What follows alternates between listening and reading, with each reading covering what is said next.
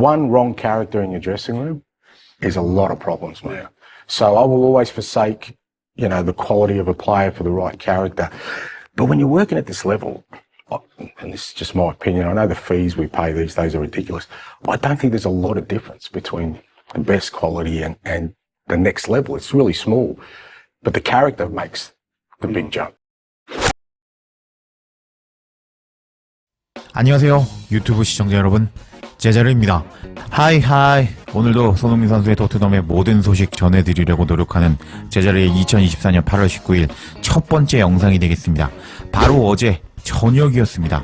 토트넘 아카데미 출신으로 2000년생으로 현재 만으로 23살밖에 되지 않았지만 토트넘 생활만 벌써 11년을 지내오던 올리버 스킵이 토트넘을 떠나서 레스터로 떠난다는 소식이 전해졌습니다.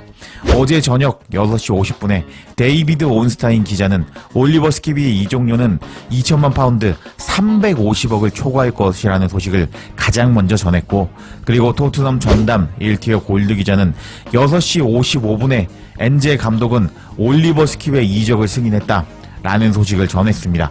그리고 데일리 메일을 통해서 원래는 토트넘은 선수단 등록 규칙을 준수하고자 스킵을 판매하는데 주저했지만 레스터시티가 스킵 영입을 원했고 협상에 들어가면서 그 입장이 완화된 것으로 보인다라는 소식을 저녁 7시 8분에 전했습니다. 그리고 공식력 높은 스카이 스포츠도 이 소식을 물었는데 레스터시티와 토트넘이 올리버 스킵에 대해 논의하고 있고 이적료는 2천만 파운드와 옵션으로 500만 파운드 총 2,500만 파운드 436억이다 라는 소식을 전했고, 저녁 10시 30분에 로마노가 마지막으로 상황을 정리해 주었는데 레스터시티는 올리버 스킵에 대해서 2천만 파운드의 고정 수수료와 그리고 5천만 파운드의 추가 수수료를 지불할 예정입니다. 토트넘은 계약서에 서명을 했고 24시간 안에 메디컬 테스트를 받을 것입니다 라면서 올리버 스킵이 레스터 이적이 임박했다는 소식을 전했습니다. 올리버 스킵은 2년 전에 콘테 시절에 한국 투어에 와서 한국에 대해서 정말 놀라웠습니다. 우리가 한국에 온 이후로부터 모든 한국 사람들로부터 받은 응원은 정말 놀라웠습니다.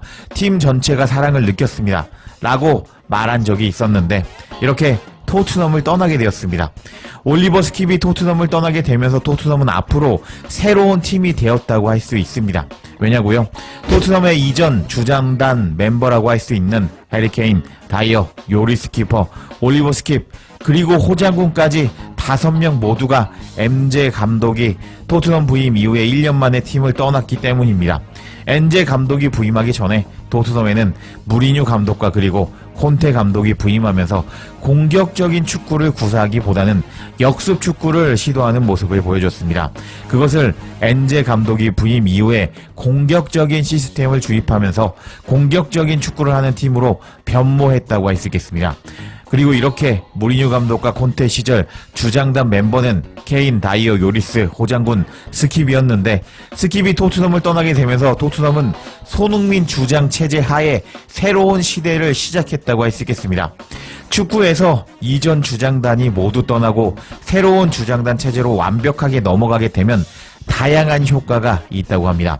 첫 번째는 새로운 리더십 스타일이 도입된다고 합니다.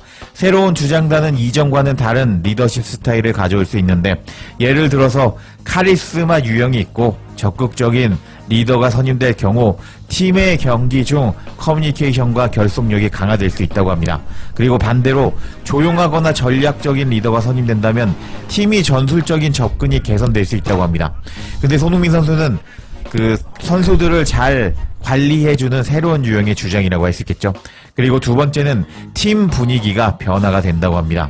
주장단의 교체는 팀 분위기에 큰 영향을 주는데 새로운 주장들이 팀 내에서 다른 동료들과의 관계를 새롭게 정립하게 되면서 팀의 전반적인 분위기가 긍정적이 되거나 부정적으로 변할 수 있다고 합니다. 그리고 이런 것들은 선수들의 동기부여와 경기력에 직접적인 영향을 미칠 수 있다고 합니다. 하지만 손흥민 선수가 주장이 되면서 팀 분위기가 더 좋아졌다고 할 수 있겠습니다. 그리고 책임감도 재분배된다고 하는데요. 주장단 교체는 팀 내 책임의 재분배를 의미한다고 합니다. 새로운 주장이 기존에 맡고 있던 역할 외에도 추가적인 책임을 지게 되면서 팀 내 책임 분담이 재조정된다고 합니다. 그래서 선수들이 자신의 역할에 대한 새로운 시각을 가지게 되는데 팀의 운영 방식이 변화된다고 합니다. 그리고 네 번째로 팀 정체성 및 문화가 변화된다고 하는데 새로운 주장단은 팀의 정체성과 문화를 새롭게 정의할 수 있다고 합니다. 예를 들어서 더 젊고 미래지향적인 주장이 선임되면 팀의 장기적인 목표와 발전에 더 집중할 수 있다고 합니다.